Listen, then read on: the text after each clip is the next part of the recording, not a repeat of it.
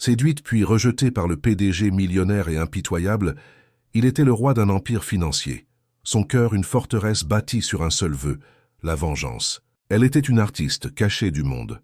Son seul crime, le nom de famille qu'elle portait. Il a orchestré leur rencontre dans les moindres détails, prévoyant d'utiliser son innocence comme son arme ultime. Elle a vu en lui un homme hanté par la tristesse et lui a offert sa confiance, ignorant complètement qu'elle aimait l'architecte de sa propre destruction. Mais ceci n'est pas seulement l'histoire d'un prédateur et de sa proie, c'est l'histoire d'un homme qui a regardé dans les yeux de sa cible et y a vu son propre salut. C'est l'histoire de ce qui arrive quand un mensonge parfait donne naissance à la seule vérité qui compte. Restez avec nous, car cette histoire va vous entraîner dans les ténèbres de la trahison, uniquement pour vous montrer à quel point l'amour peut briller au milieu des ruines. Dites-nous en commentaire depuis quel pays vous nous regardez si vous êtes prêts pour une histoire d'amour et de vengeance. Et n'oubliez pas de vous abonner. Préparez-vous pour un récit qui pose la question ultime. Que se passe-t-il lorsque le cœur que vous aviez juré de briser est le seul capable de vous réparer? Le gratte-ciel était une aiguille de verre et d'acier, perçant le cœur d'un ciel pluvieux sur Manhattan. Tout en haut, dans le silence pressurisé de son penthouse, Benoît Lefebvre regardait la ville saigner ses néons sur l'asphalte humide. Le Macallan dans son verre tremblait, non pas à cause d'une quelconque instabilité de sa main était aussi ferme qu'un roc, mais à cause d'un frémissement qui venait du plus profond de lui, une vibration sismique qui vivait sous sa peau depuis exactement 3 ans, 2 mois et 11 jours. Et 11. L'appartement sentait le cuir, l'acajou poli, et un vide coûteux. Mais s'il se concentrait, s'il fermait les yeux un instant, le parfum fantôme des gardénias hantait encore l'air. Le parfum de Clara. Il ouvrit le tiroir de son bureau. Le mouvement était précis, presque rituel. Le son doux du bois glissant sur le métal étant la seule perturbation dans le silence. À l'intérieur, une seule photographie reposait dans un cadre en argent. Clara, riant pour l'appareil photo, la lumière d'un été perdu capturé dans ses cheveux blonds. Il se souvenait du son de ce rire. C'était la seule chose qui comptait dans l'univers. « Où es-tu » La question n'était pas un murmure, mais un cri silencieux qui ricochait à l'intérieur de son crâne. La réponse, il la connaissait. Elle était à 6 pieds sous terre dans un cimetière de Long Island. Julien Beaumont. Le nom n'était pas un mot, c'était du verre pilé dans sa gorge. Benoît se leva, son costume zegna sur mesure, ne parvenant pas à contenir la fureur qui irradiait de son corps comme de la chaleur. Il marcha jusqu'à la baie vitrée, pressant son front contre le verre froid. La ville en bas était un échiquier, et il était le roi dans son château de chagrin. Mais il ne se sentait pas comme un roi. Il se sentait comme un fantôme, hantant les ruines de sa propre vie. La nuit où tout s'est terminé ne se rejouait pas en flash, mais en une bobine de film ininterrompue, projetée dans son esprit chaque nuit. L'appel téléphonique, la voix calme et froide de Julien à l'autre bout du fil, parlant de dommages collatéraux dans une prise de contrôle hostile. La façon dont l'empire de sa famille, les industries Lefebvre d'origine, s'est effondré en quelques heures sous une attaque spéculative brutale. Et puis, le silence mortel qui a suivi. Le silence de trouver Clara, son esprit brisé par l'humiliation et la perte. Julien Beaumont n'avait pas utilisé d'armes. Il avait utilisé la bourse. Le verdict du comité d'éthique des affaires était une plaisanterie. Manœuvre de marché agressive. Pendant que Benoît enterrait l'amour de sa vie, Julien Beaumont était en couverture de Forbes, souriant, le visage du succès impitoyable. La condensation de son souffle embua la vitre. Un jour, pensa Benoît, tu paieras. Mais ce ne serait pas par le biais d'avocats ou de tribunaux. La justice d'entreprise était un mythe pour les riches. Sa justice serait biblique. Œil pour œil, âme pour âme. Il retourna à son bureau, l'ordinateur portable s'ouvrant avec un clic doux. Sur l'écran, le visage de Julien Beaumont le fixait. Des cheveux sombres parfaitement coiffés, des yeux bleus froids, un sourire qui était un exercice de pouvoir. À 35 ans, Julien dirigeait Beaumont Consolidated, et apparemment une conscience tranquille. « Tu as détruit mon monde », siffla l'esprit de Benoît à l'écran. « Maintenant, je vais démanteler le tien pièce par pièce. » Au cours des 2 dernières années, tout en reconstruisant son propre empire sur les cendres, Benoît avait étudié chaque mouvement de Julien.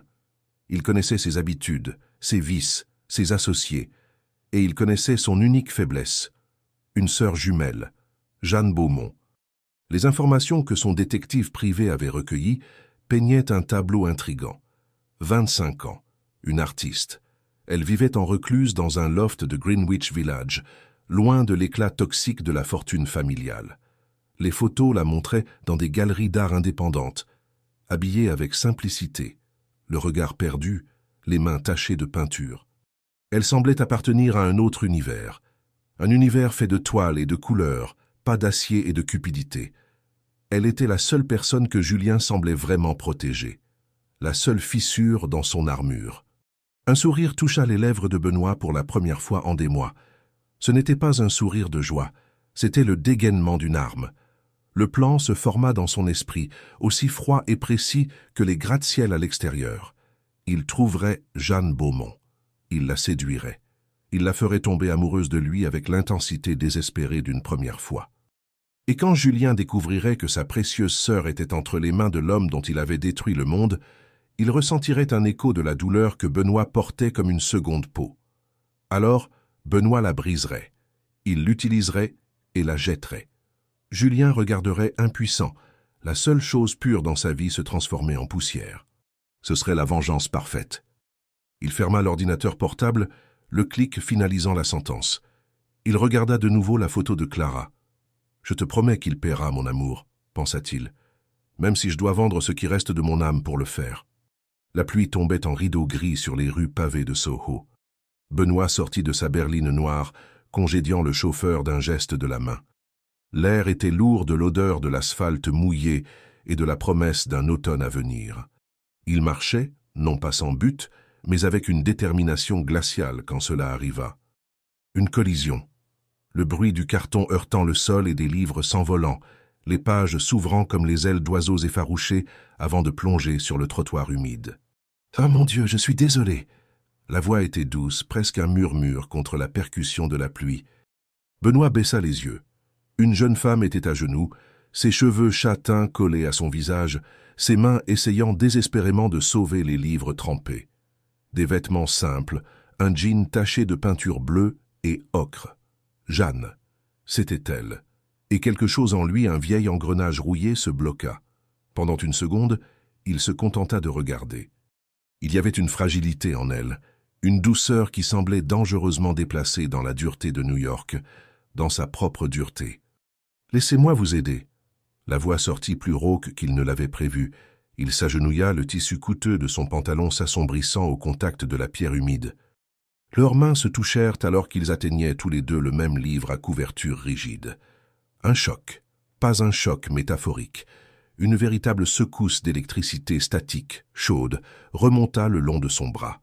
Elle leva le visage et il se noya dans une paire d'yeux bruns, si profonds et chauds qu'il semblait au pouvoir faire fondre la glace qu'il avait cultivée dans sa poitrine. Il soutint son regard un instant de plus que ce qui était socialement acceptable. « Merci », murmura-t-elle, une rougeur montant à son cou, trahissant le calme qu'elle essayait de projeter. Il empila les livres mouillés. Art de la Renaissance, histoire, poésie. Les pages étaient emmarquées avec des notes en marge d'une écriture délicate, quelqu'un qui vivait à l'intérieur de ces mots. « Ce sont les vôtres ?» demanda-t-il, la question étant redondante. « Je revenais de la bibliothèque, » dit-elle en se relevant et en essuyant ses mains sur son jean. « Je suis une catastrophe ambulante. » Il sourit. Un vrai sourire qui prit ses propres muscles faciaux par surprise. « Benoît » se présenta-t-il en tendant la main. « Jeanne » répondit-elle en lui serrant la main. Sa peau était douce et étonnamment chaude. « Juste Jeanne. » Le plan fonctionne. La voix froide dans son esprit lui rappela son but. « Que faites-vous, Jeanne » demanda-t-il, la curiosité dans sa voix sonnant plus authentique qu'il ne l'aurait souhaité. « Je peins » dit-elle vaguement en détournant le regard. « Quelques petites choses, rien d'important. » Il nota l'hésitation, le désir de se faire petite, invisible. Les mots lui échappèrent avant qu'il ne puisse les retenir. « Laissez-moi vous offrir un café, pour vous réchauffer. » Elle se mordit la lèvre inférieure, un geste inconscient que Benoît trouva troublant et adorable. « Je n'accepte généralement pas les invitations d'inconnus. » Après une collision sur le trottoir, nous ne sommes plus vraiment des inconnus, plaisanta-t-il, la réplique répétée sonnant terriblement naturelle. Nous sommes des survivants. Elle rit. un son grave et authentique. Et Benoît sentit quelque chose bouger en lui, quelque chose qu'il pensait mort et enterré avec Clara. « D'accord, » dit Jeanne, « mais seulement parce que je suis gelé. » Le café était un havre de chaleur. Il sentait les grains de café torréfiés et le pain frais. Ils s'assirent près d'une fenêtre embuée. Elle commanda un chocolat chaud. Lui, un café noir. « Vous avez un regard triste, » dit-elle soudainement. L'observation était si directe qu'elle le prit au dépourvu. Comme si vous veniez d'un endroit où quelque chose de terrible s'est produit. Elle l'avait lu. En moins de 10 minutes, cette étrangère avait percé ses défenses. Il se sentit complètement exposé. Il s'étouffa avec son café. « J'ai perdu quelqu'un. » Les mots étaient un poids sur sa langue. « Je suis désolé. » Sa voix était un baume. « Moi aussi, mes parents, quand j'étais enfant. C'est pour ça que je me suis éloigné du reste de ma famille. »« Votre famille est compliquée ?»« Très, » soupira-t-elle. « Mon frère, disons que lui et moi avons des visions très différentes du bien et du mal. »« Frère. » Le cœur de Benoît martela un tambour de guerre dans sa poitrine. C'était réel, c'était en train de se produire. « Que fait-il » demanda-t-il, sa voix soigneusement neutre. « Des affaires. » Son ton devint glacial. Le genre d'affaires qui écrase les gens et ne perdent pas le sommeil pour ça. Un frisson parcourut l'échine de Benoît. Mais ensuite, elle se mit à parler de ses peintures, et il se laissa emporter par la douce mélodie de sa voix. 2 heures s'évanouirent. « Je dois y aller, » dit Jeanne. « Puis-je vous revoir » demanda-t-il, la question le surprenant lui-même par son urgence. Elle hésita, se mordant à nouveau la lèvre. « Je ne sais pas si c'est une bonne idée. »« Pourquoi pas ?» Elle le regarda, ses yeux voyant plus qu'il ne le devrait. « Parce que quelque chose me dit que vous êtes dangereux. Pas dans le mauvais sens. Dangereux pour moi. » Elle avait raison. Il était plus dangereux qu'elle ne pourrait jamais l'imaginer. Et si je promettais de ne pas l'être? Pouvez-vous promettre quelque chose comme ça?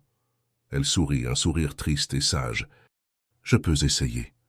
Elle écrivit son numéro sur une serviette. Alors qu'elle se levait, il l'appela. Jeanne, quel est votre nom de famille? Pendant une demi-seconde, quelque chose traversa ses yeux. De la peur, de la honte. Ça n'a pas d'importance, dit-elle doucement. Les noms de famille, ils n'existent que pour porter les erreurs des autres. Et elle partit, laissant Benoît avec la serviette à la main, et le sentiment qu'il venait de tenir l'arme la plus dangereuse du monde. 3 semaines passèrent. Pour Benoît, ce furent 21 jours d'une guerre froide menée en lui-même. Chaque rencontre avec Jeanne était une manœuvre calculée, un pas de plus sur son échiquier de vengeance. Un café, une promenade dans une librairie poussiéreuse du village, une visite dans une galerie inconnue de Chelsea.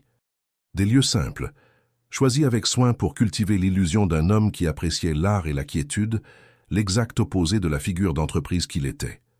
Cependant, à chaque rencontre, la ligne entre la performance et la réalité devenait dangereusement mince. Son rire, un son grave et authentique qui semblait réchauffer l'air autour d'eux, commença à résonner dans son esprit, même quand il était seul dans l'immensité silencieuse de son penthouse. La façon dont elle penchait la tête quand elle était intriguée, une mèche de cheveux bruns tombant sur ses yeux. Les petits détails. C'étaient les petits détails qui le désarmaient. Il se détestait pour ça, pour la faiblesse, pour l'impossibilité de garder la glace dans son cœur intacte quand elle était près de lui. Chaque fois qu'il quittait un rendez-vous avec elle, il retournait à son appartement et fixait la photo de Clara, se forçant à se souvenir. C'est pour elle, ce n'est pas réel. Mais le mensonge commençait à paraître fragile, transparent. Cet après-midi-là, le soleil d'automne jetait une lueur dorée sur Central Park. Les feuilles des arbres formaient une tapisserie de feu et d'or. Ils marchaient côte à côte, le son de leurs chaussures sur les allées de gravier marquant un rythme confortable. « Tu ne parles jamais de ton travail », dit Jeanne en donnant un coup de pied dans une feuille morte. La question, apparemment désinvolte, flottait dans l'air avec un poids inattendu. « Et tu ne parles jamais de ta famille », rétorqua-t-il. La manœuvre de diversion devenant un réflexe, c'était une danse qu'ils avaient créée, un pacte tacite de ne pas fouiller dans les coins les plus sombres de l'autre. Elle rit doucement, un son qui fit se serrer quelque chose dans sa poitrine. Touché. Il n'y a pas grand-chose à dire. Famille compliquée, tu te souviens? Toutes les familles le sont. La mienne est toxique, admit-elle, la légèreté s'évanouissant de sa voix. Ils s'arrêtèrent près du lac, sa surface reflétant le bleu profond du ciel. « Mon frère, il a fait des choses que je ne peux tout simplement pas pardonner. C'est pourquoi je préfère rester à l'écart. » Benoît sentit ses muscles se tendre. Une ombre passa sur ses yeux, une ombre qu'il espérait qu'elle ne remarquerait pas. Quel genre de chose? Il a blessé des gens innocents, et il n'a jamais montré la moindre once de remords. Sa voix devint petite, fragile. Parfois, j'ai l'impression de porter la culpabilité de ses erreurs, juste parce que j'ai le même sang. Elle ne vit pas la façon dont les poings de Benoît se serrèrent à ses côtés, ses ongles s'enfonçant dans ses paumes. Elle ne remarqua pas comment sa mâchoire se crispa en entendant ces mots. Un aveu inconscient, qui était à la fois une condamnation de son frère et un miroir de sa propre innocence. La soif de vengeance qu'il avait alimentée pendant des années était maintenant en guerre avec quelque chose de nouveau, quelque chose qu'il croyait mort, la capacité de ressentir pour quelqu'un d'autre que Clara. « Jeanne, » dit-il en s'arrêtant devant elle, sa voix plus intense qu'il ne l'avait prévu, « tu n'es pas responsable des erreurs de qui que ce soit, seulement des tiennes. » La façon dont il le dit, avec une urgence presque désespérée, fit visiblement accélérer son cœur. Il pouvait voir le pouls dans son cou. Comment peux-tu en être si sûr? Parce que je sais ce que c'est que de porter la culpabilité des autres. Ses yeux se fixèrent sur les siens, et pendant un instant, le masque tomba. Il n'était pas Benoît Lefebvre, le PDG vengeur. Il était juste un homme brisé parlant à une femme qui comprenait la fracture. Et je sais que tu es différente. Il sentit le frisson qui la parcourut. Elle le regarda comme s'il pouvait voir à travers sa peau, directement dans son âme. « Recule !» cria une voix dans sa tête. « Souviens-toi du plan. » Mais il ne pouvait pas bouger. « Je n'ai jamais... » commença-t-elle, puis s'arrêta, se mordant la lèvre. « Jamais quoi ?» Les mots sortirent en un murmure, si bas qu'il dut se pencher pour les entendre. « Je ne me suis jamais donné à quelqu'un. Jamais. Fais assez confiance. » L'aveu le frappa comme un coup de poing dans le ventre. Sa pureté, la confiance qu'elle plaçait dangereusement en lui. L'homme qui planifiait méthodiquement de la détruire. La nausée lui monta à la gorge. « Pourquoi me dis-tu ça ?» demanda-t-il, la voix rauque. « Parce qu'avec toi, c'est différent. » Elle lui fit face, ses yeux bruns un puits de vulnérabilité honnête. « Tu me fais peur et tu m'apaises en même temps. Comment est-ce possible ?» Il n'avait pas de réponse. Pas quand elle le regardait comme ça. Il se tenait à l'ombre d'un grand chêne, loin des autres visiteurs du parc. La lumière du soleil filtrait à travers les feuilles, créant des taches dorées et des ombres dansantes sur son visage. Elle fit un pas vers lui, un petit pas qui semblait franchir un abîme. « Benoît. »« Jeanne, je... » Il essaya de reculer, de faire un pas en arrière, de rétablir la distance, le contrôle, mais son dos rencontra le tronc rugueux de l'arbre. Il était piégé. « Tu quoi? »« Je ne suis pas l'homme que tu penses que je suis. » Les mots étaient à la fois un aveu et un avertissement. « Alors montre-moi qui tu es. » Et c'est là que c'est arrivé. La raison, la vengeance, le visage de Clara, tout s'est brisé en 1 million de fragments de glace. Il regarda ses lèvres, légèrement entr'ouvertes, et il perdit la guerre. Sa main se leva, le mouvement lent, presque hésitant, jusqu'à ce qu'elle touche son visage. Son pouce traça la ligne de sa joue. Sa peau était incroyablement douce. « Tu n'as aucune idée de ce que tu demandes, » murmura-t-il, sa voix un son guttural. « Et tout, alors apprends-moi. » Le contrôle que Benoît avait construit pendant 3 ans se désintégra. Il l'attira à lui avec une force qui la surprit, une main s'enfouissant dans ses cheveux bruns, la maintenant fermement alors que ses lèvres rencontraient les siennes. Ce n'était pas un baiser, c'était une collision, une capitulation brutale et désespérée. Il l'embrassa comme un homme affamé, comme si elle était de l'oxygène et qu'il se noyait depuis une éternité. La chaleur de son souffle brûlait sa peau. Chaque contact semblait enflammer ses nerfs. Jeanne sentit ses jambes faiblir lorsqu'il mordit légèrement sa lèvre inférieure, tirant un gémissement bas et surpris de sa gorge. Elle n'avait jamais été embrassée comme ça, avec urgence, avec faim, avec un désespoir qui la terrifiait et la rendait accro à la fois. Leurs langues se rencontrèrent et le monde disparut. Il n'y avait que le goût d'elle, un mélange de chocolat et de quelque chose d'unique à elle, et le son de leur respiration haletante. Il la pressa contre l'arbre, son corps dur et chaud collé au sien. Elle pouvait sentir son cœur martelé de manière incontrôlable contre ses côtes, ou peut-être était-ce le sien. Elle pouvait sentir ses mains trembler dans ses cheveux. Il l'embrassa comme s'il voulait la dévorer, mais en même temps, comme s'il craignait qu'elle ne se brise entre ses mains. Un frisson parcourut la peau de Jeanne. La peur et le désir entrelacés. Ses mains se levèrent vers sa poitrine, sentant les muscles tendus sous la chemise en cachemire, sentant la chaleur qui émanait de lui. Elle n'avait jamais imaginé qu'un seul baiser puisse être si dévastateur. Quand ils se séparèrent enfin, ils étaient tous les deux à bout de souffle. L'air frais de l'automne semblait brûler leurs poumons. Benoît appuya son front contre le sien, les yeux fermés, comme s'il était à l'agonie. « Jeanne ?» Sa voix sortit rauque, brisée. « C'est bon », murmura-t-elle, encore étourdie par l'impact. « Non, dit-il, la voix basse et tendue, ça ne l'est pas. » Mais quand elle regarda dans ses yeux, elle vit quelque chose qui la rassura et l'effraya à la fois. Elle vit un homme brisé, essayant de se reconstruire. Elle vit quelqu'un qui se battait contre lui-même. « Pourquoi te bats-tu autant contre ça ?» demanda-t-elle, le bout de ses doigts touchant son visage. Il ferma les yeux au contact doux, comme si cela lui faisait mal. « Parce que j'ai peur de te faire du mal. » « Et si le risque m'était égal ?» Il ouvrit les yeux. Pendant un instant, Jeanne vit toute la douleur qu'il portait, toute la guerre qui se déroulait en lui. « Tu devrais t'en soucier, » dit-il doucement. Mais quand Jeanne se pencha pour l'embrasser à nouveau, il ne résista pas. Il ne le pouvait plus. Parce que ce baiser avait tout changé. Il avait réécrit le contrat. C'était le baiser qui scellait leurs deux destins, même sans qu'ils sachent qu'ils dansaient au bord de l'abîme. 3 jours, 72 heures, 4320 minutes. C'est le temps qu'il a fallu à Benoît pour répondre au message de Jeanne. Chaque minute était une torture auto-infligée. Il passait des heures dans son penthouse, l'horizon de Manhattan se moquant de lui avec ses lumières froides et indifférentes. Il se forçait à regarder la photo de Clara, essayant de raviver la flamme glaciale de la vengeance. « Souviens-toi pourquoi tu as commencé ça. » Mais le souvenir du baiser était une marque dans son esprit.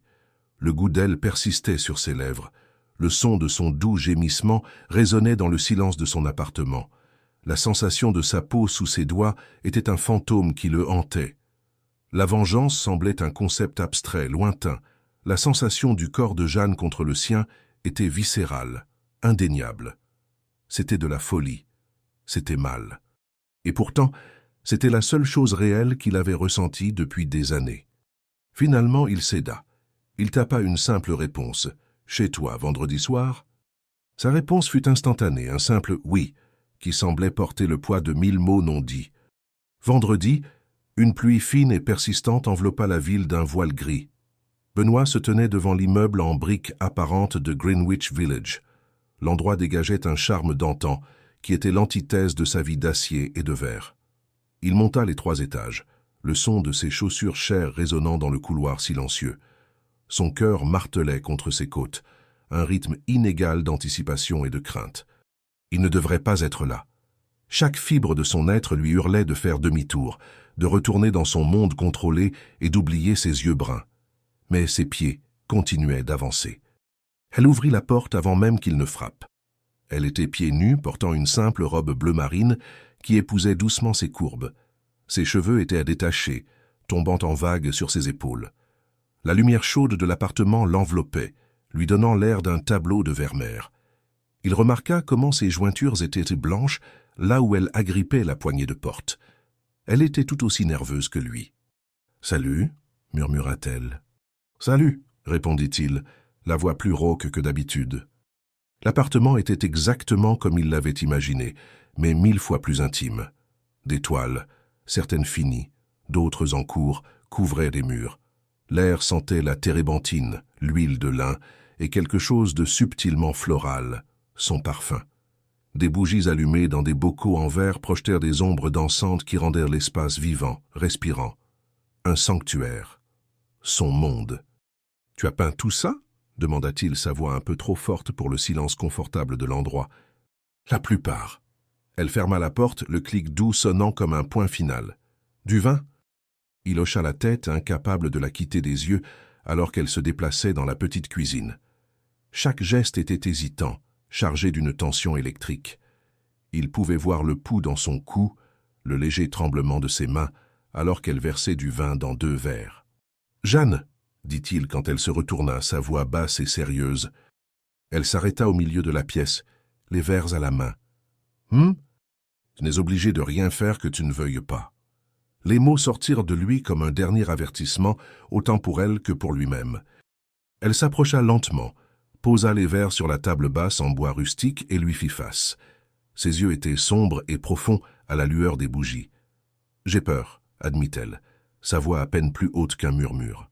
« De moi ?»« De moi-même, de ce que je ressens quand je suis avec toi. » Le bout de ses doigts effleura son visage, un contact aussi léger qu'une aile de papillon, mais qui envoya une vague de chaleur à travers tout son corps.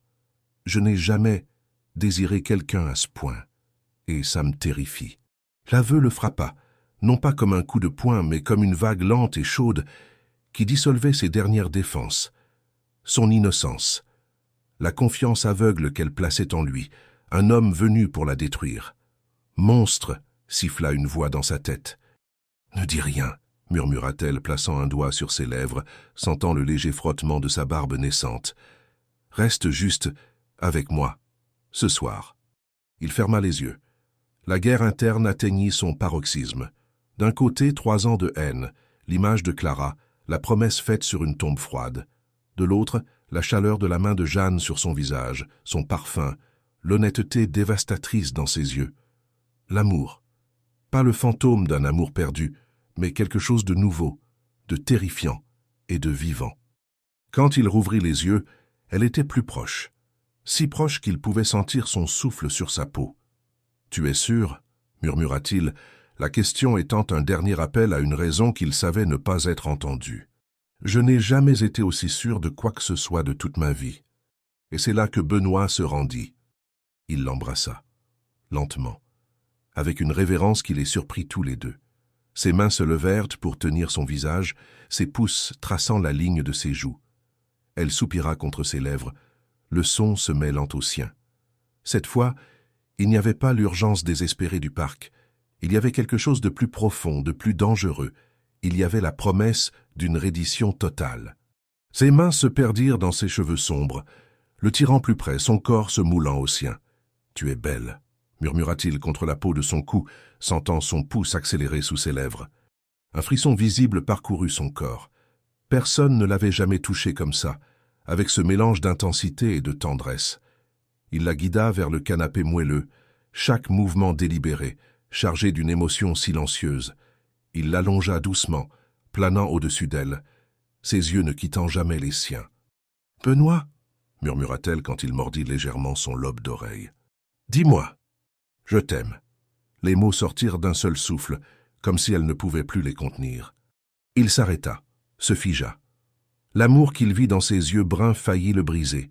C'était pur, inconditionnel, tout ce qu'il ne méritait pas. Il sentit une douleur aiguë dans sa poitrine, la douleur de sa propre trahison. « Tu n'es pas obligé de le dire en retour, » murmura-t-elle, sentant le changement en lui. « Je sais que tu le ressens aussi.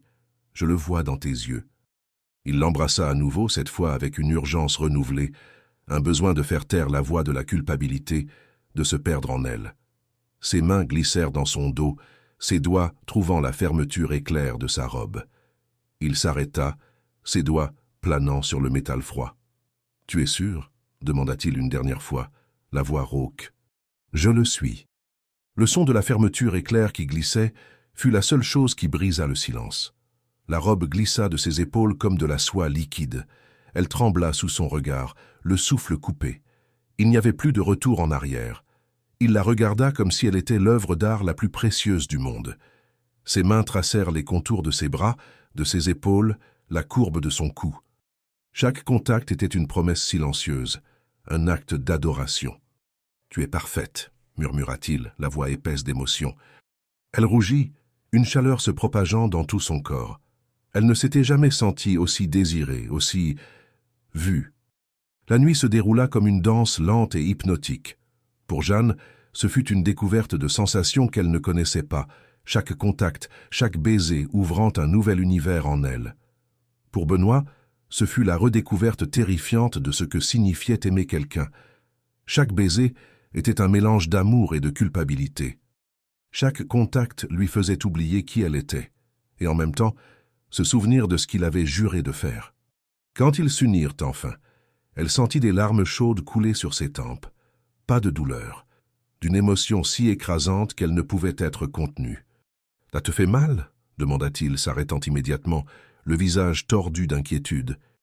Elle sourit à travers ses larmes, secouant la tête. « Non, c'est parfait. » Il bougea en elle avec une lenteur et un soin qui la firent pleurer encore plus. Il lui donnait tout, son contrôle, sa douceur, sa force contenue. Il l'aimait, vraiment. Et elle se donna complètement, corps et âme, sans réserve, sans peur. Pour elle, ce fut la nuit où elle devint entière. Pour lui, ce fut la nuit où il perdit à jamais la capacité de vivre sans elle. Alors que le premier gris de l'aube filtrait à travers les fenêtres, Jeanne dormait blottie dans ses bras, sa tête sur sa poitrine, sa respiration douce et régulière. Un léger sourire jouait sur ses lèvres. Benoît était éveillé, la regardant, sentant le poids de son corps, la chaleur de sa peau. Pour la première fois en 3 ans, il se sentait en paix. Mais la paix fut de courte durée. La réalité revint comme une gifle d'eau glacée. Jeanne Beaumont, la sœur de Julien, l'instrument de sa vengeance. Et lui, l'homme qui venait de franchir une ligne de non-retour. Il était tombé amoureux de l'arme. Benoît ferma les yeux, le conflit le déchirant. Parce qu'à cette aube, il n'y avait plus d'innocence. Seulement 2 cœurs, irrévocablement liés par un destin dangereux. Et il en était l'architecte. Une semaine s'écoula. Pour Jeanne, ce fut un flou de couleurs vives, de rires qui semblaient venir d'un endroit profond en elle, et d'un bonheur si intense qu'il en était presque douloureux.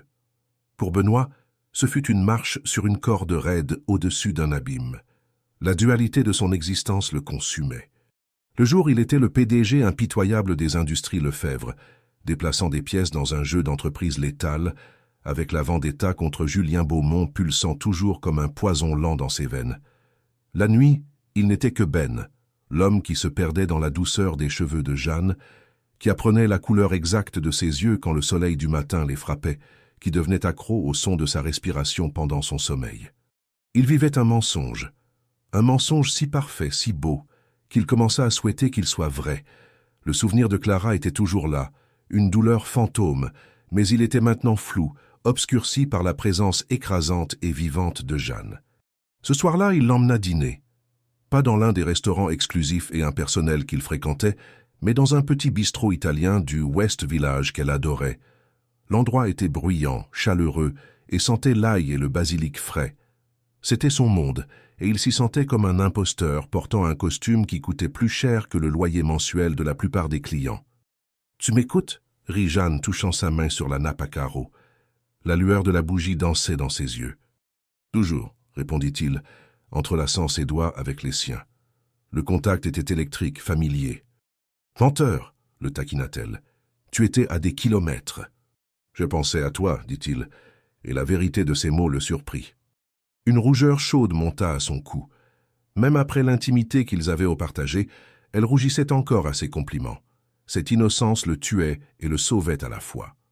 Le serveur s'approcha, et Benoît était sur le point de demander l'addition quand une voix masculine, forte et empreinte de privilèges, coupa l'air.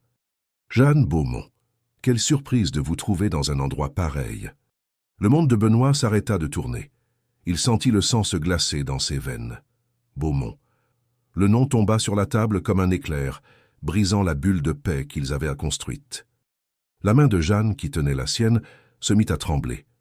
Il la regarda pâlir, la couleur s'échappant de son visage, comme si quelqu'un avait actionné un interrupteur. Elle déglutit difficilement, les doigts de son autre main agrippant la serviette sur ses genoux, comme une ancre dans une mer déchaînée. « Docteur Lambert » murmura-t-elle, forçant un sourire qui était une caricature douloureuse de bonheur. « Quelle surprise !»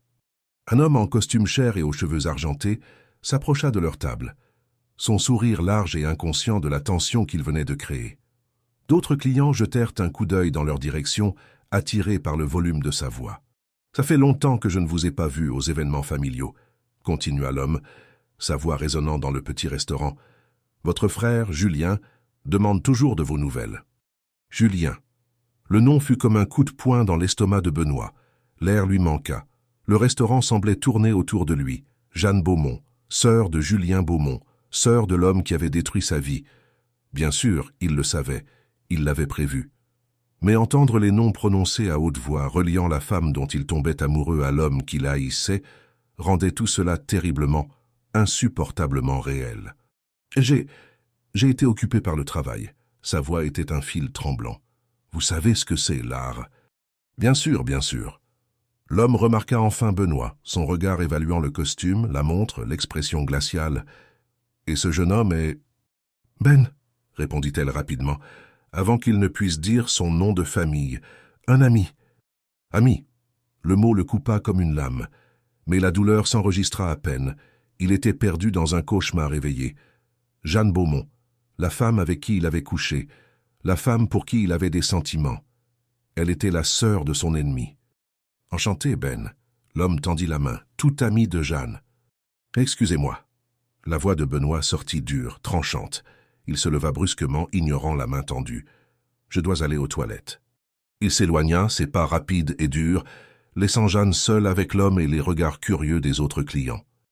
Dans les petites toilettes faiblement éclairées, Benoît appuya ses mains sur le lavabo en porcelaine fissurée et prit une profonde inspiration, l'air frais et humide lui brûlant les poumons. Il regarda son propre reflet dans le miroir taché. L'homme qui le fixait avait les yeux injectés de sang, ses mains tremblant d'une rage aussi ancienne que nouvelle. Jeanne Beaumont. Comment avait-il pu oublier? Comment avait-il pu se laisser sombrer si complètement en elle que la vérité était devenue un détail gênant? Non, elle ne l'avait pas trompé. Il avait su depuis le début. Le destin, avec son sens de l'humour morbide, l'avait simplement forcé à affronter la laideur de son propre plan.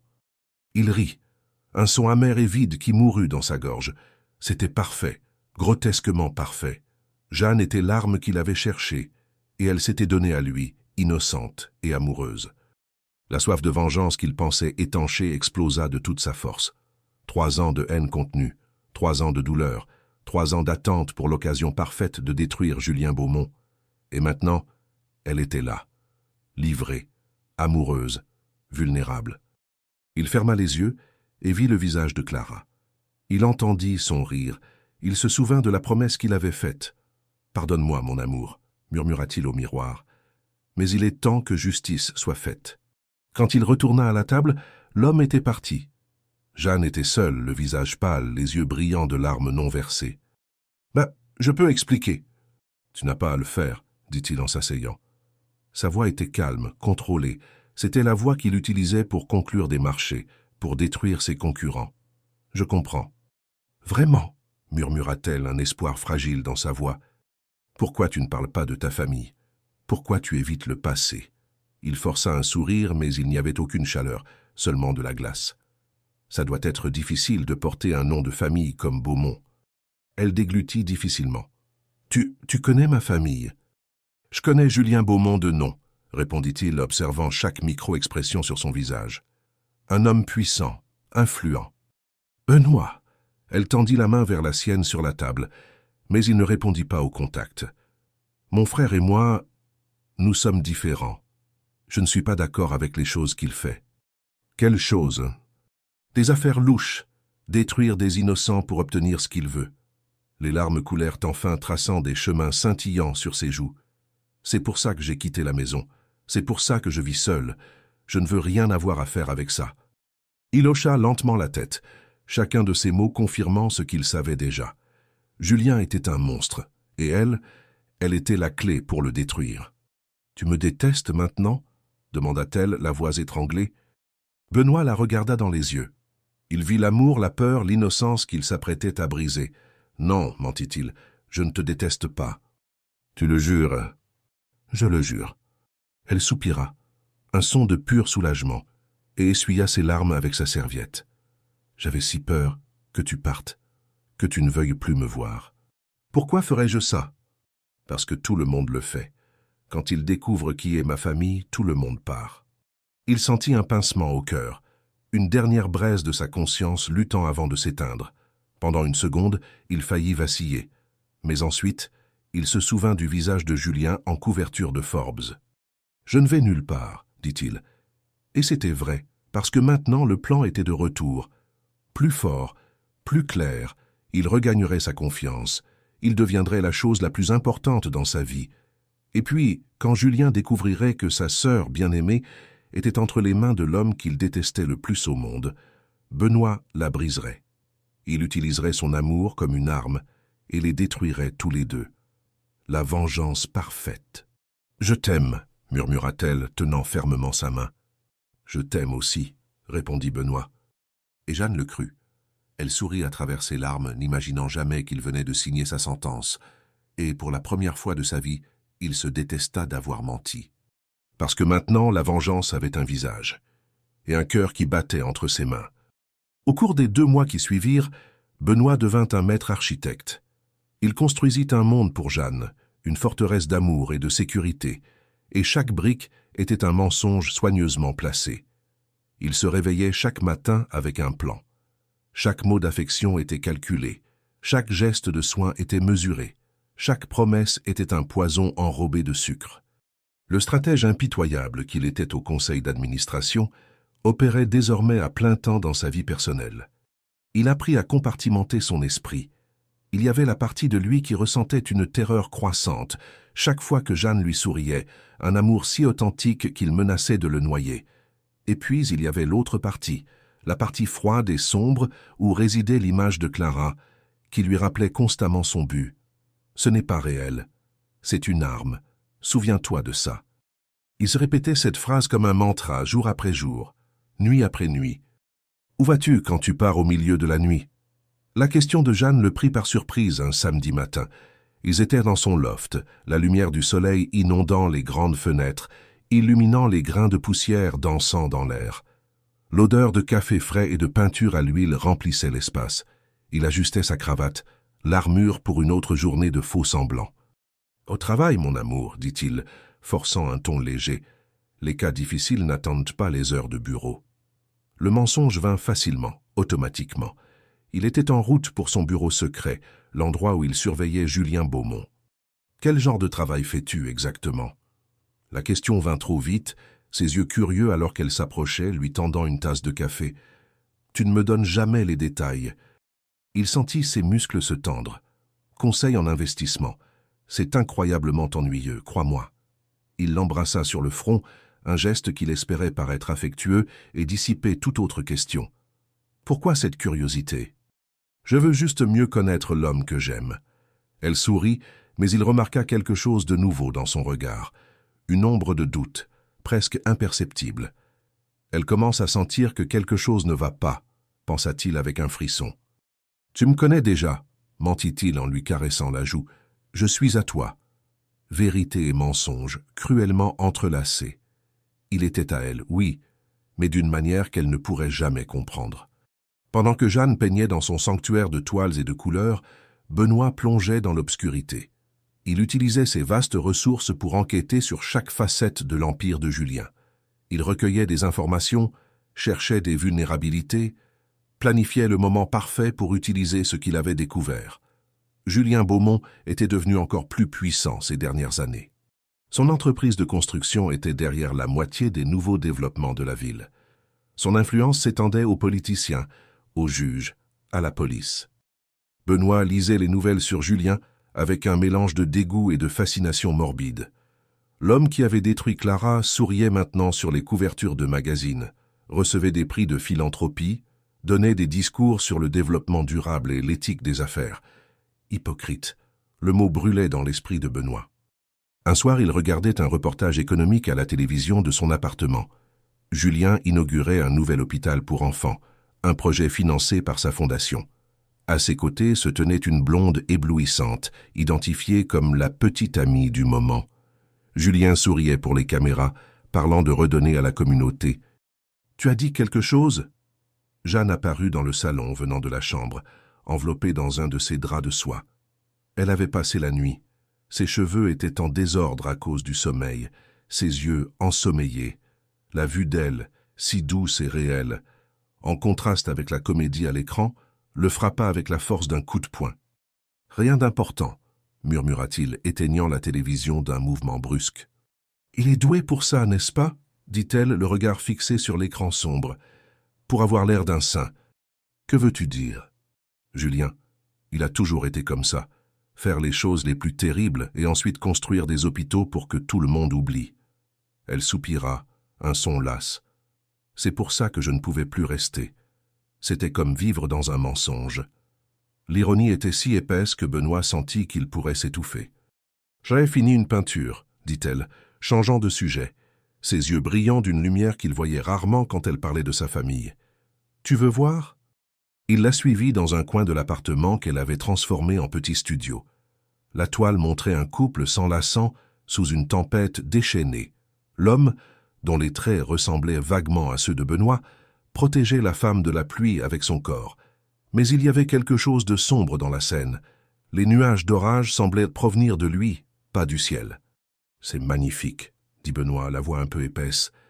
Il sentit une oppression dans sa poitrine, un nœud de culpabilité et d'admiration. « C'est à propos de nous, » murmura-t-elle, posant sa tête sur son épaule, « sur la façon dont tu me protèges du monde. » La cruauté de la situation était presque poétique. Il était la tempête. Il était la seule chose au monde dont elle avait besoin de protection. « Jeanne » commença-t-il, un aveu s'échappant presque de ses lèvres.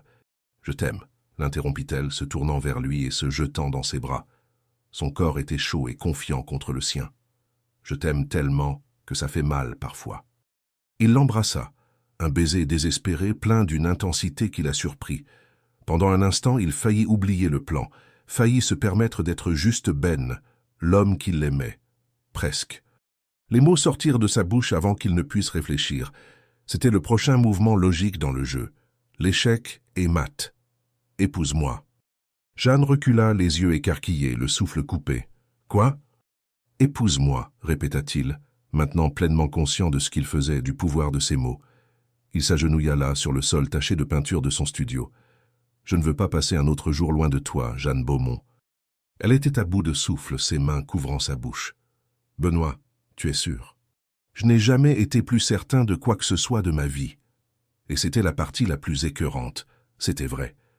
Il n'avait jamais été plus certain qu'il devait la détruire pour atteindre son but. Elle n'avait juste pas besoin de le savoir. Elle rit, un son qui était à moitié sanglot, à moitié joie pure, et des larmes coulèrent sur son visage. Elle tomba à genoux devant lui, ses bras autour de son cou. « Oui, oui, j'accepte. » Il la serra fort, enfouissant son visage dans ses cheveux, inhalant son parfum pour ne pas avoir à voir le bonheur pur et radieux sur son visage. Un bonheur qu'il fabriquait uniquement pour l'écraser plus tard. Quelque chose en lui se brisa à ce moment-là. La fissure qu'elle avait créée avec ce premier baiser s'approfondit maintenant, menaçant de faire voler en éclats toute sa structure.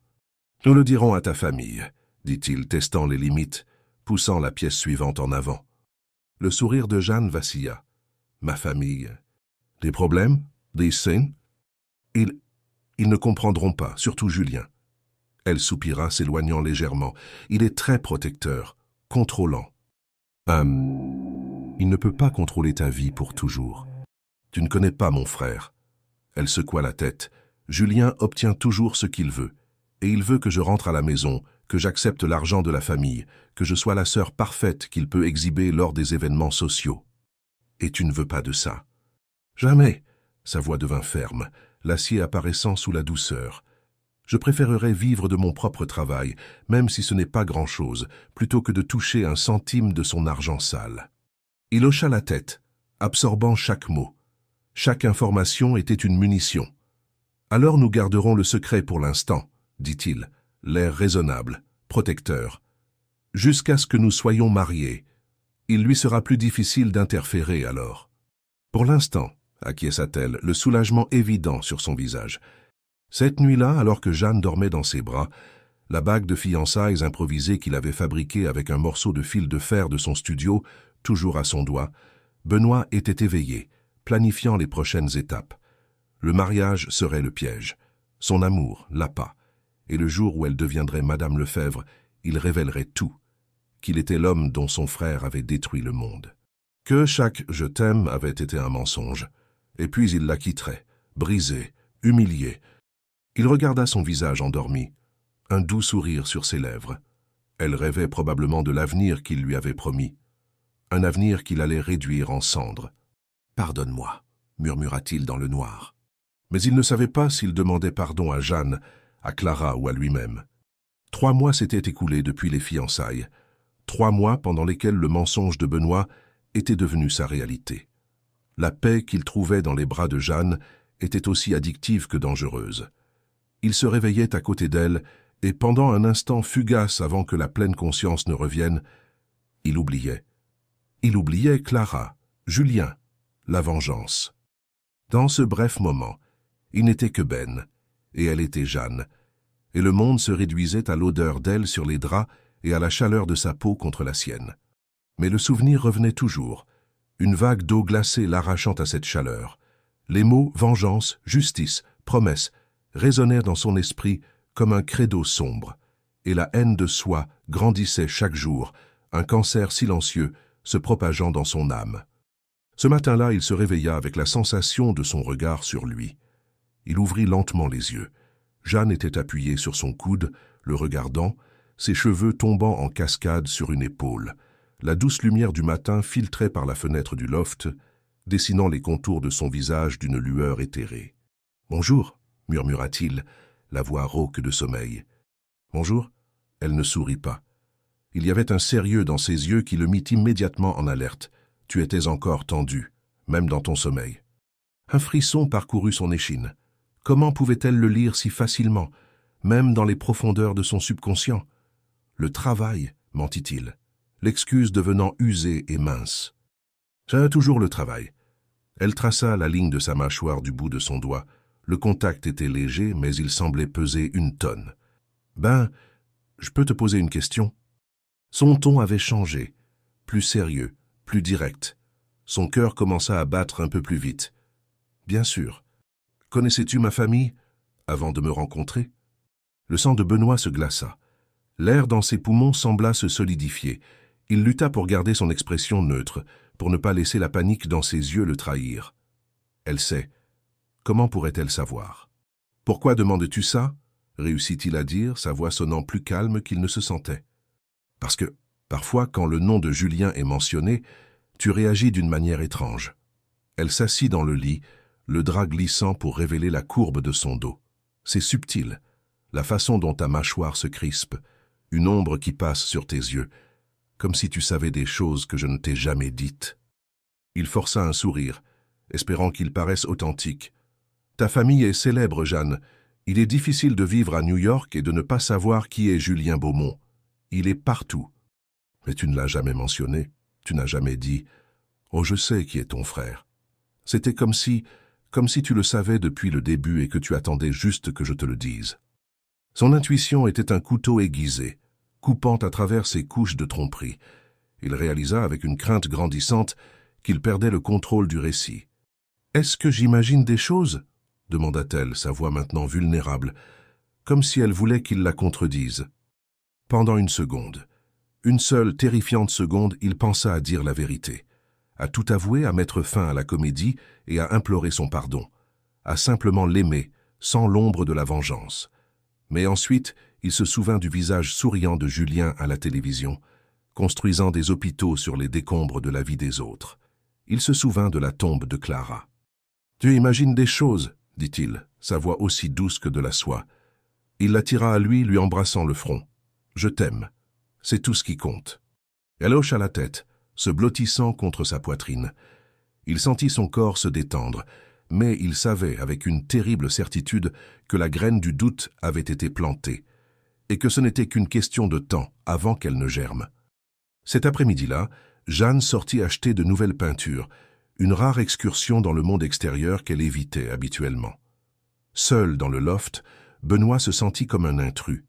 Il parcourut les pièces, touchant ses affaires. Un livre de poésie aux pages usées, un pinceau laissé à tremper dans un bocal d'eau trouble, une photographie de ses parents, souriant à une époque plus simple. C'était sa vie. Une vie honnête, construite en opposition directe à la pourriture de sa famille, et il était là pour la contaminer. Il se tint devant un vieux miroir au cadre doré et ne reconnut pas l'homme qui le fixait. Où était le vengeur froid et calculateur? Tout ce qu'il voyait était un homme amoureux, dont les yeux étaient hantés par la culpabilité.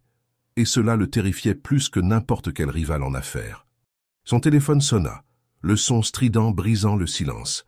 C'était son bras droit aux industries Lefebvre, la seule autre personne qui connaissait son obsession pour Beaumont. « Lefebvre, répondit-il. « Benoît, nous avons des nouvelles, de grandes nouvelles. » La voix de son collègue était remplie d'une excitation prédatrice. « On l'a. La preuve de corruption dans l'appel d'offres du projet Hudson Yards. Julien Beaumont est fini. On peut le livrer aux autorités fédérales demain. » Le sol sembla se dérober sous les pieds de Benoît. 3 ans. 3 ans qu'il attendait ce moment. La victoire, la justice. Il sentit une sueur froide perler sur son front. Son cœur s'emballa, mais pas de triomphe, de panique. Sa vision se brouilla. Ce qui aurait dû être le summum de sa vengeance sonnait comme une condamnation à mort. « Tu es là ?»« Je suis là, dit-il, sa voix sortant comme un râle.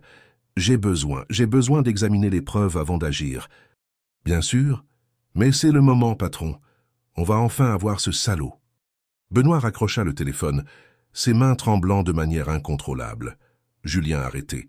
Cela signifiait que Jeanne découvrirait tout. Cela signifiait qu'elle saurait que lui, son fiancé, l'homme qu'elle aimait, était l'architecte de la ruine de sa famille.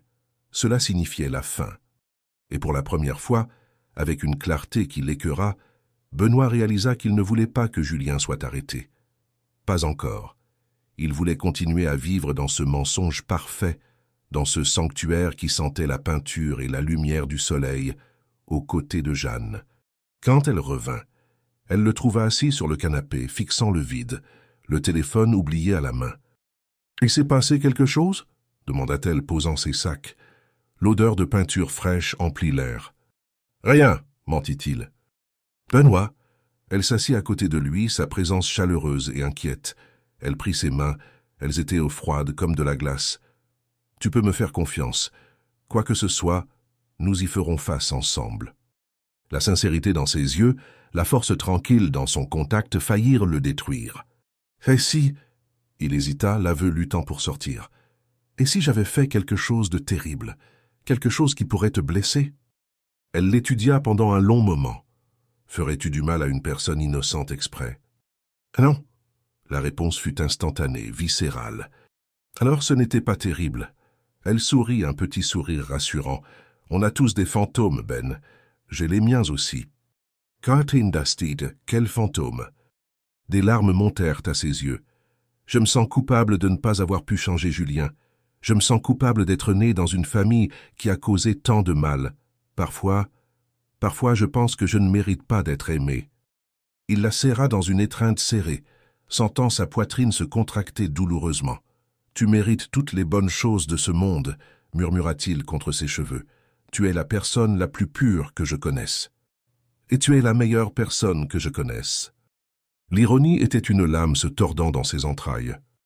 Il l'embrassa avec un désespoir qui l'effraya, comme si c'était la dernière fois, comme s'il voulait graver le souvenir de son goût, la texture de sa peau, dans son esprit. Elle répondit avec la même intensité, ne comprenant pas l'urgence, mais sentant la douleur derrière elle. « Je t'aime » haleta-t-elle contre ses lèvres. « Je t'aime aussi » répondit-il. Et cette fois, ce n'était pas un mensonge, c'était la vérité la plus douloureuse qu'il ait jamais prononcée. Parce qu'il avait enfin compris. Il était irrévocablement, désespérément amoureux d'elle. Jeanne était devenue plus importante que la vengeance. Il choisirait son sourire plutôt que l'emprisonnement de Julien 1000 fois. Mais il était peut-être trop tard. Les engrenages de la justice qu'il avait lui-même mis en mouvement tournèrent déjà, et il ne savait pas s'il pouvait les arrêter. Cette nuit-là, pendant qu'elle dormait, il prit une décision. Il retarderait l'arrestation de Julien. Il trouverait un moyen de protéger Jeanne de la vérité. Il choisirait l'amour plutôt que la vengeance, même si cela lui coûtait tout ce qu'il avait construit. Parce que certaines batailles valaient plus que la guerre. Et pour Benoît, Jeanne valait déjà plus que sa propre âme. Au fond de lui, cependant, il le savait. Le temps leur était compté, et l'écho d'un nom pouvait encore tout détruire. 2 semaines. Benoît avait réussi à reporter l'inévitable pendant 2 précieuses semaines. 2 semaines pendant lesquelles il vécut dans un état d'alerte constant, inventant des complications bureaucratiques et demandant des examens supplémentaires qui firent douter de sa santé mentale, son bras droit aux industries Lefebvre. 2 semaines pendant lesquelles il essaya désespérément de trouver une issue, un chemin où il pourrait avoir Jeanne sans que la vérité ne la détruise. Il n'y en avait pas.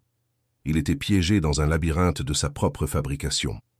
Ce samedi matin, la ville était baignée par le soleil clair et froid de la fin de l'automne. Jeanne décida de le surprendre. Il avait dit qu'il devait aller au bureau pour une urgence du week-end, un mensonge pour se donner de l'espace, pour tenter de désamorcer la bombe qu'il avait lui-même posée. Elle arriva à l'imposant bâtiment des industries Lefebvre à Midtown, le cœur battant d'anticipation. Elle portait un sac en papier avec des croissants chauds de sa boulangerie préférée et un café fumant. Elle avait même acheté une petite plante grasse pour son bureau, une touche de vie verte pour son monde stérile de verre et d'acier. « Bonjour », dit-elle à la réceptionniste dans le hall caverneux. « Je suis ici pour voir Benoît Lefebvre. » La femme, impeccablement vêtue, la regarda avec un soupçon de confusion. « Monsieur Lefebvre, mais il n'est pas dans son bureau de direction aujourd'hui. Il est à l'étage de la sécurité. » « Étage de la sécurité ?» Jeanne fronça les sourcils. « Il y a eu un problème ?»« Non, mademoiselle, c'est là que se trouve la division des enquêtes d'entreprise. Il est en réunion. » La réceptionniste hésita. « Vous êtes... »« Je suis sa fiancée, » dit Jeanne, le mot sonnant à la fois fier et étrange dans cet environnement froid. Le visage de la femme s'illumina d'un sourire professionnel. « Oh, bien sûr, c'est le 42e étage, dernière salle au fond du couloir. » Jeanne monta dans l'ascenseur silencieux, un sentiment de malaise commençant à se former dans son estomac. Enquête d'entreprise? Ben n'avait jamais mentionné ça. Elle l'avait toujours imaginé s'occuper de fusion et acquisition, de chiffres et de projections. Les portes de l'ascenseur s'ouvrirent sur un long couloir austère. C'était silencieux, à l'exception du faible bourdonnement des ordinateurs. La dernière porte était entr'ouverte. Elle entendit des voix. « Ah, on ne peut plus attendre, Ben », disait un homme, la voix tendue et frustrée. « La presse va flairer ça. Le procureur fait pression. »« Une semaine de plus, Marc. C'est tout ce que je demande. » La voix de Benoît. Elle semblait fatiguée, désespérée. « Une semaine de plus, pourquoi? Le type est coupable. Julien Beaumont est un criminel. Pour l'amour de Dieu, pourquoi le protèges-tu maintenant, après tout ça ?» Le sang de Jeanne se glaça. Julien Beaumont. Son nom prononcé dans ce contexte. Le protéger? Son cœur se mit à battre de manière incontrôlable, un tambour sourd dans ses oreilles. « Je ne le protège pas. » La voix de Benoît était plus basse maintenant.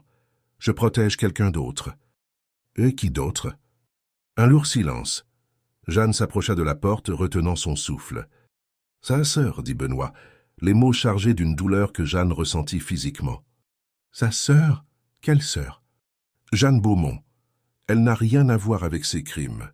Et alors, ce n'est pas elle qu'on va arrêter. Mais elle souffrira quand elle découvrira qui je suis. » La voix de Benoît se brisa. « Elle ne sait pas que j'ai orchestré tout ça. Elle ne sait pas que je me suis approché d'elle par vengeance. » Le monde de Jeanne bascula sur son axe, puis il vola en éclats. Le sac en papier glissa de ses doigts.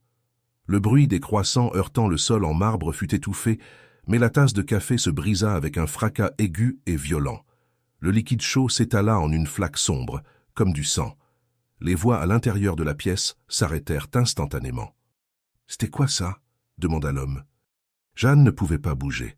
Ses jambes étaient en plomb. Sa respiration s'était arrêtée. Ses mains étaient glacées, son visage en feu. Vengeance. Je me suis approché d'elle par vengeance. Les mots résonnaient, ricochant sur les murs de son esprit, détruisant chaque souvenir, chaque baiser, chaque promesse. La porte s'ouvrit complètement. Benoît apparut, le visage tendu. Quand il la vit, debout là au milieu des débris du petit déjeuner qu'elle avait apporté, tout le sang quitta son visage. Il devint blanc comme un linge. « Jeanne... Benoît Lefebvre » murmura-t-elle, son nom complet sonnant comme une malédiction sur ses lèvres. Sa voix sortit rauque, méconnaissable.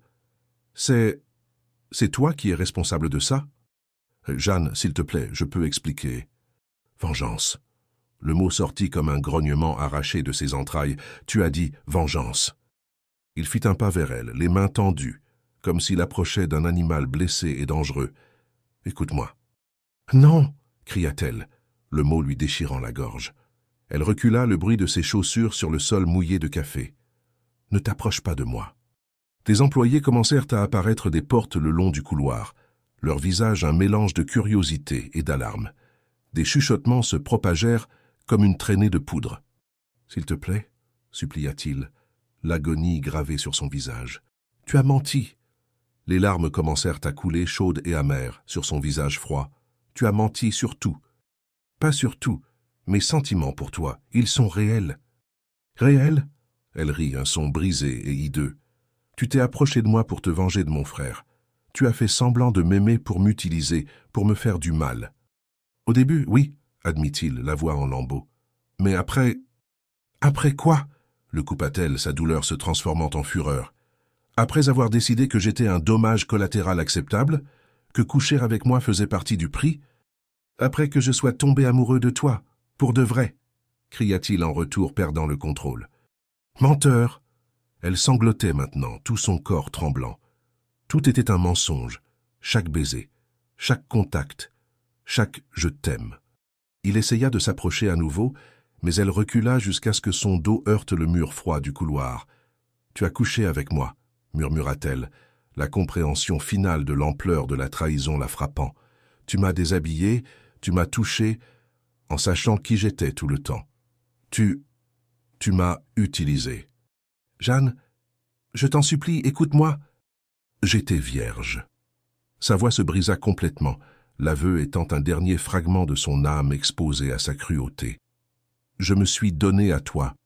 Je t'ai donné la partie la plus intime de moi parce que je pensais que tu m'aimais. » Il ferma les yeux, la culpabilité l'écrasant, lui volant son souffle. « Je suis tellement désolé. »« Désolé ?» Elle essuya les larmes du dos de sa main, un geste furieux. « Tu as détruit ma capacité à jamais faire confiance à quelqu'un et tu es désolé ? Je t'aime.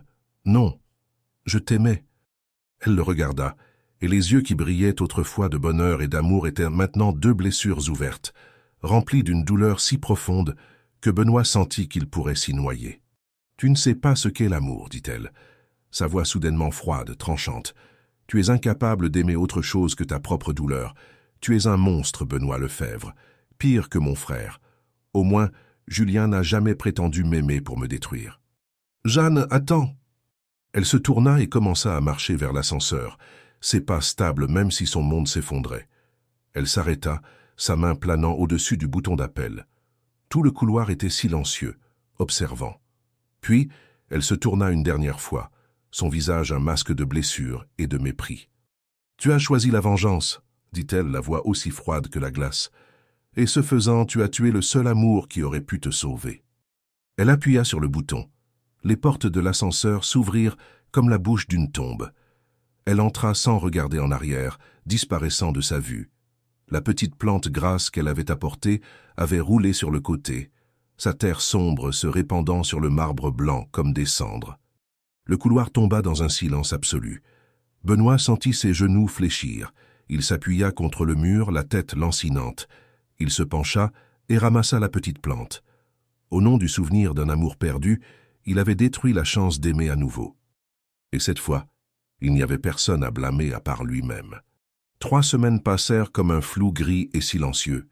Benoît vivait comme un fantôme hantant sa propre vie. Son penthouse, autrefois symbole de pouvoir, était devenu un mausolée. Les stores automatisés restaient fermés, plongeant les pièces dans une pénombre perpétuelle qui reflétait l'obscurité en lui. La vaisselle sale s'empilait dans l'évier en marbre. Une barbe poussait sur son visage, rêche et négligé. Il passait la plupart de ses journées assis sur le canapé en cuir, fixant l'horizon invisible de la ville, un verre de whisky toujours à portée de main. Parfois, il prenait son téléphone, son pouce planant sur son contact. Jeanne. La photo qu'il avait prise d'elle dans le parc, riant avec le soleil dans ses cheveux, était toujours son fond d'écran. Une torture quotidienne. Il n'appelait jamais. Que pourrait-il bien dire? La vengeance, la force motrice qui avait alimenté son âme pendant 3 ans, s'était transformée en cendre. Julien Beaumont était en prison. Marc, son bras droit, avait exécuté l'ordre sans son approbation finale, croyant rendre service à un patron qui avait perdu son courage. Les gros titres des journaux proclamaient « Justice rendue »,« Tyran corrompu derrière les barreaux ». Mais Benoît ne ressentait aucune victoire. Il ne ressentait qu'un vide dévastateur, un trou noir dans sa poitrine qui grandissait chaque jour, consumant tout. Marc frappa à la porte de son penthouse pour la 10e fois cette semaine. « Ben, je sais que tu es là. Tu dois signer ces papiers. » Benoît ne répondit pas. Pour l'amour de Dieu, tout le monde au cabinet est inquiet. Un mensonge. Personne n'était inquiet. Ils étaient mal à l'aise. Sa douleur était un inconvénient pour le bon fonctionnement de la machine d'entreprise. Se traînant, il ouvrit la porte. Marc recula visiblement à sa vue. L'odeur de whisky et de négligence émanait de l'appartement. « Bon sang, patron, quand as-tu vu le soleil pour la dernière fois? Qu'est-ce que tu veux ?» La voix de Benoît était un râle dû au manque d'usage. « Les documents, de l'arrestation de Beaumont. Ils ont besoin de ta signature pour clore l'affaire. » Marc tendit un dossier. Benoît le prit, signa où c'était indiqué sans lire un seul mot. Ça n'avait plus d'importance. « Fait. Maintenant, sors. »« Écoute, Ben, à propos de la fille... »« Sors » hurla Benoît, le mot déchirant l'air. Il claqua la porte au nez de Marc. De l'autre côté, Marc soupira et s'éloigna. Benoît retourna au canapé. Dans ses mains tremblantes, il tenait non pas son téléphone, mais un petit carnet de croquis que Jeanne avait laissé à son appartement. Les pages étaient remplies de dessins au fusain, son profil pendant qu'il dormait, ses mains entrelacées avec les siennes, la vue depuis la fenêtre de son penthouse, la preuve d'un amour qu'il avait cultivé uniquement pour le tuer. De l'autre côté de la ville, dans un petit appartement de Brooklyn appartenant à sa seule amie de l'université, Sophia, Jeanne essayait de rassembler les fragments de sa vie. Elle ne pouvait plus rester dans son loft. Chaque coin, chaque tache de peinture sur le sol, chaque rayon de lumière du matin était imprégné de son souvenir. « Tu dois manger quelque chose, Jen », insista Sophia posant un bol de soupe sur la table. « Je n'ai pas faim. Tu as à peine mangé en 3 jours, tu vas disparaître. » Jeanne regarda son reflet dans la vitre sombre de la fenêtre. Elle avait perdu du poids. De profonds cernes sombres meurtrissaient la peau sous ses yeux. Ses cheveux, autrefois pleins de vie, semblaient ternes, sans vie. Elle se sentait vide, une coquille vide de ce qu'elle était. « Tu n'as pas été idiote.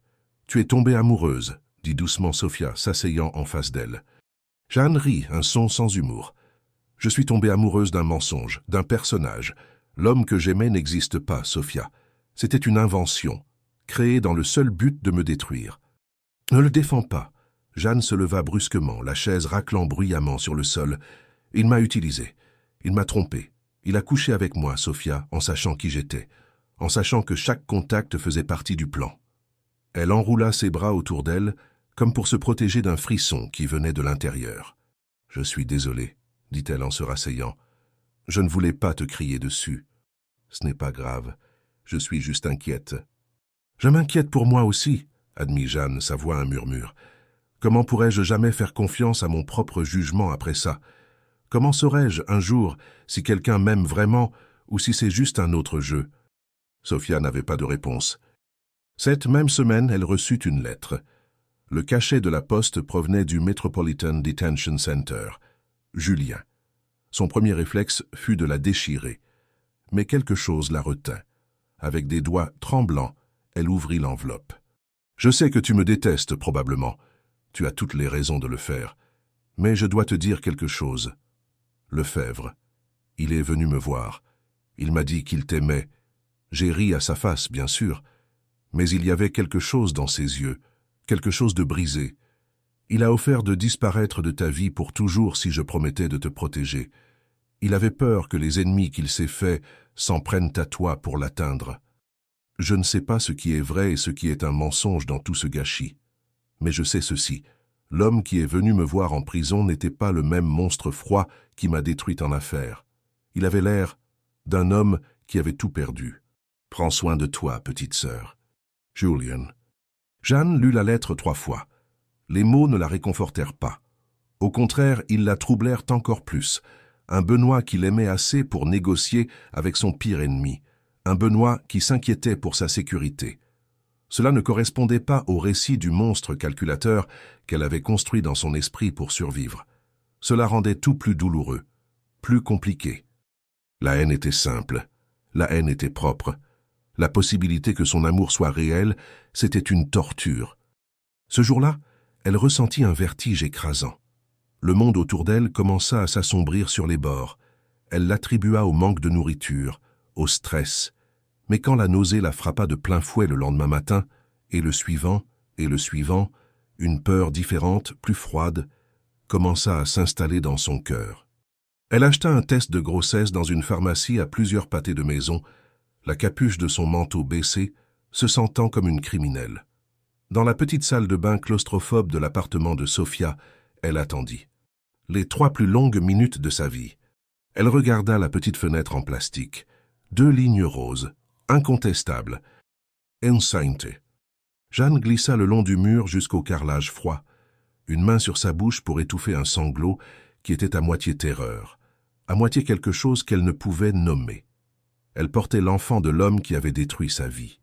Une partie de lui, une conséquence permanente de son mensonge, grandissait en elle. La vengeance de Benoît Lefebvre n'était pas terminée. En fait, elle ne faisait que commencer. Le temps devint un ennemi.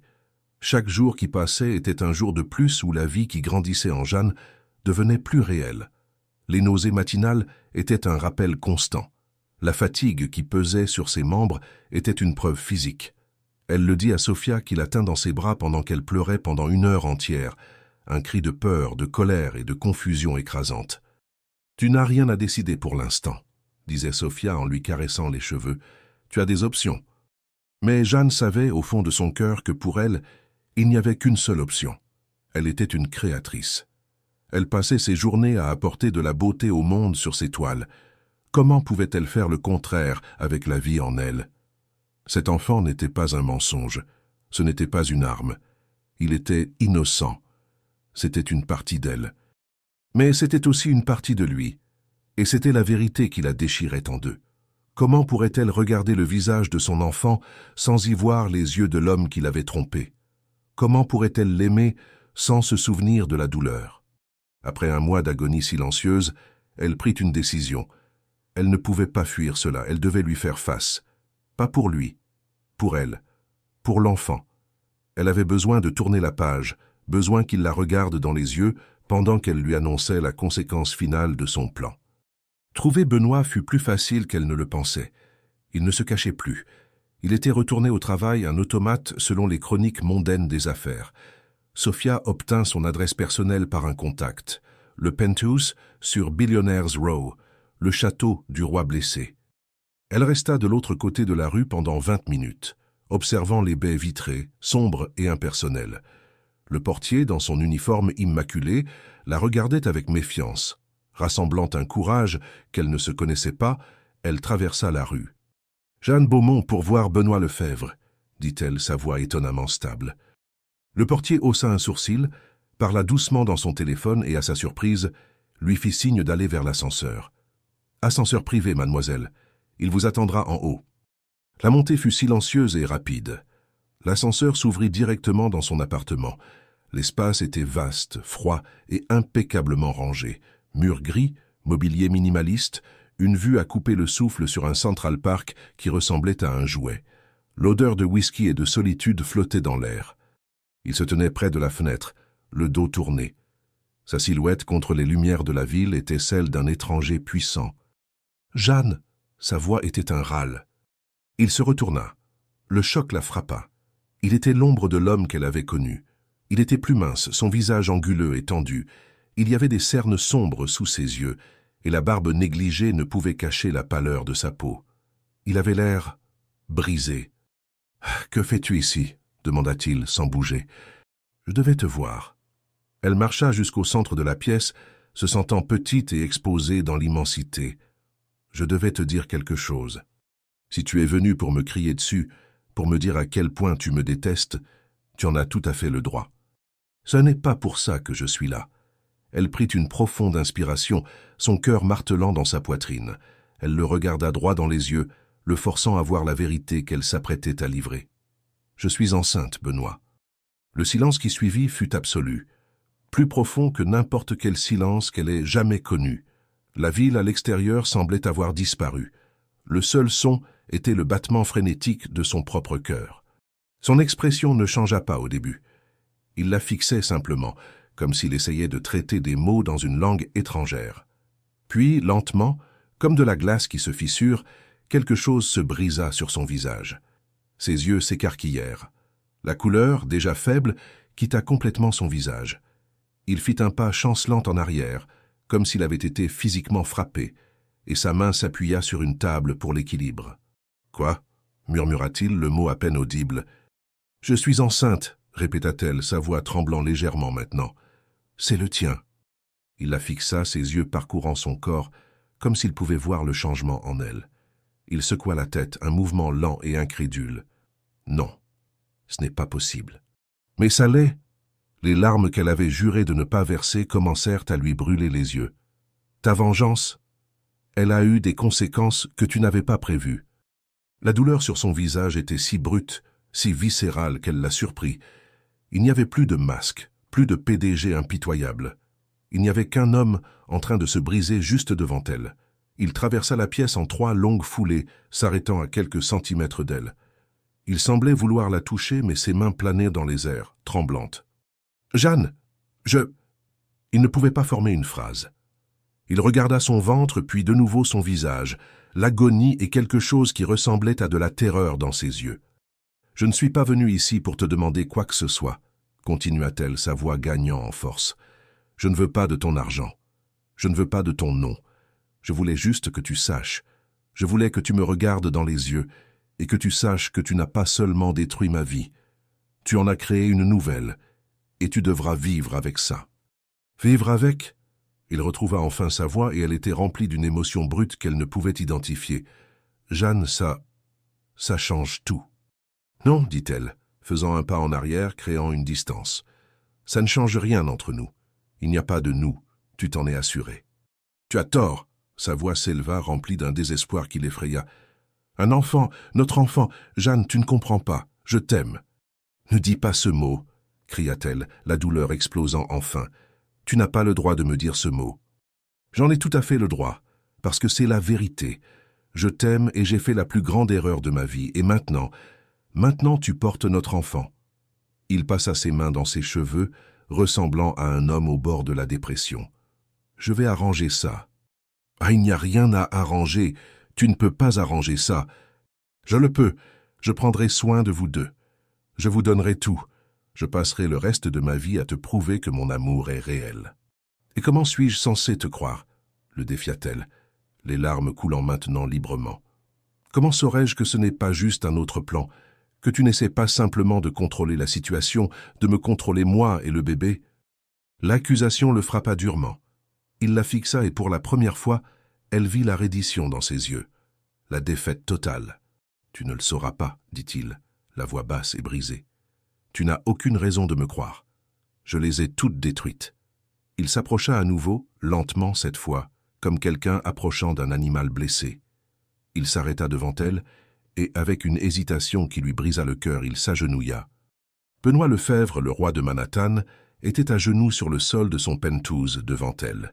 « Jeanne, » dit-il en levant les yeux, ses yeux brillants de larmes non versées, « je ne te demande pas de me croire, je ne te demande pas de me pardonner. Je ne mérite rien de tout ça. » Sa main se leva lentement, et cette fois il la toucha, ses doigts effleurant son ventre avec une révérence qui lui coupa le souffle. « Mais s'il te plaît, ne me tiens pas à l'écart de lui, d'elle, de notre enfant. Laisse-moi faire partie de sa vie. Laisse-moi être le père qu'il mérite.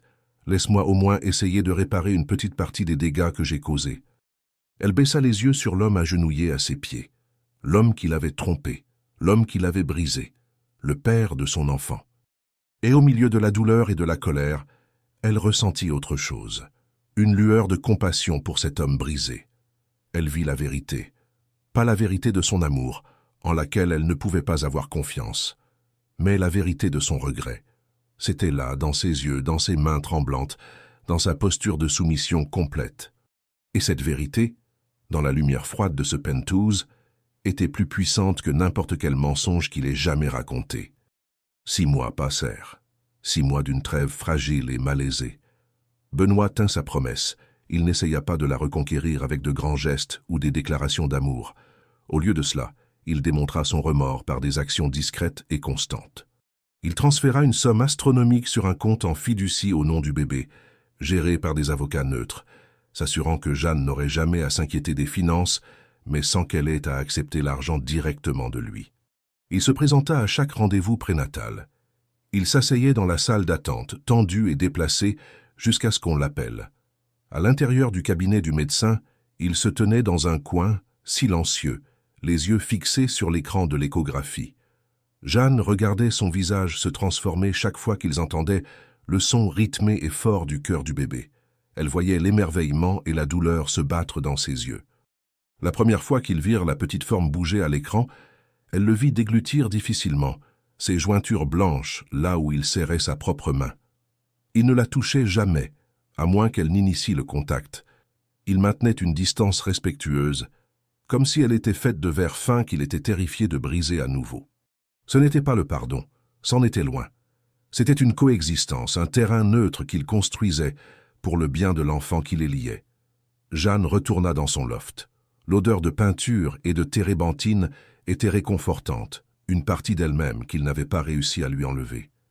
Elle peignait avec une férocité renouvelée, canalisant la confusion, la douleur et l'étrange et terrifiant espoir sur ses toiles. Son travail devint plus sombre, plus complexe, mais aussi plus puissant. Un après-midi de printemps, avec le soleil inondant les fenêtres et son ventre de 7 mois proéminent sous sa robe, elle luttait pour atteindre une étagère haute. La sonnette retentit. C'était lui. Il venait une fois par semaine, sous prétexte d'apporter quelque chose dont elle pourrait avoir besoin. Des courses, des livres sur la maternité, un berceau qu'il assembla lui-même dans un coin de la chambre, les instructions étalées sur le sol, le front plissé de concentration. « Laisse-moi t'aider », dit-il, la voix douce en la voyant s'étirer. Il descendit la boîte pour elle. Leurs bras s'effleurèrent, et un courant électrique familier et douloureux passa entre eux. Elle recula instinctivement. La blessure brilla dans ses yeux une seconde avant qu'il ne la cache. « Merci ». Qu'il regarda la toile sur laquelle elle travaillait. C'était un portrait abstrait d'une femme dont le visage était à moitié dans l'ombre, à moitié dans la lumière. « C'est incroyable », dit-il, la voix pleine d'une admiration sincère. « C'est comme ça que je me sens », admit-elle, la voix basse, « divisée. » Il hocha la tête, compréhensif. « J'ai vendu le Penthouse. » Jeanne se tourna pour lui faire face, surprise. « Tu as fait quoi ?»« Je l'ai vendu. Et la plupart de mes actifs dans les industries Lefebvre. J'ai acheté une maison plus petite en dehors de la ville. Et j'ai créé une fondation au nom de Clara. » Il regarda par la fenêtre les toits de Greenwich Village. Une fondation qui aide les gens dont la vie a été détruite par des manœuvres d'entreprise agressives. Elle le fixa, essayant de comprendre. Il démantelait l'empire qu'il avait construit, le symbole même de son identité. Pourquoi? Qu'il rencontra enfin ses yeux. Parce que tu avais raison, j'étais incapable d'aimer autre chose que ma propre douleur. Je vivais dans un mausolée, Jeanne. J'ai construit toute ma vie autour d'une tombe. Ce n'était pas une vie. Et ce n'est pas l'héritage que je veux laisser à notre fils. Les mots la frappèrent avec une force inattendue. Ce n'était pas un plaidoyer. C'était un constat. Une preuve de changement. « Julien m'a écrit, » dit-elle, le testant. « De prison, il a dit que tu es allé le voir. » Benoît ne sembla pas surpris. « Je devais le faire, je devais clore ce chapitre. Il a dit que tu lui as fait promettre de me protéger. » C'est vrai. Le silence s'étira entre eux, mais cette fois il n'était pas inconfortable. Il était contemplatif. « Tu sais ce qu'il y a de plus fou dans tout ça ?» murmura-t-elle. « Quoi ?» « C'est qu'au final, ta vengeance a fonctionné. Julien est en prison payant pour ce qu'il a fait, pas seulement à moi ou à toi, mais à des dizaines d'autres personnes. Il est différent dans ses lettres, plus réfléchi, comme si, en perdant tout, il se trouvait enfin lui-même. » Elle secoua la tête. « Et toi, tu es différent aussi. Tu m'as changé, Jeanne. » Sa voix était rauque. « Tu es entrée dans ma vie comme une cible, et tu as fini par être mon salut. Même si je ne le mérite pas. » Elle fit un pas vers lui, un petit pas, le même qu'elle avait fait dans le parc il y a des mois, il y a un univers. Personne ne mérite le salut, Benoît.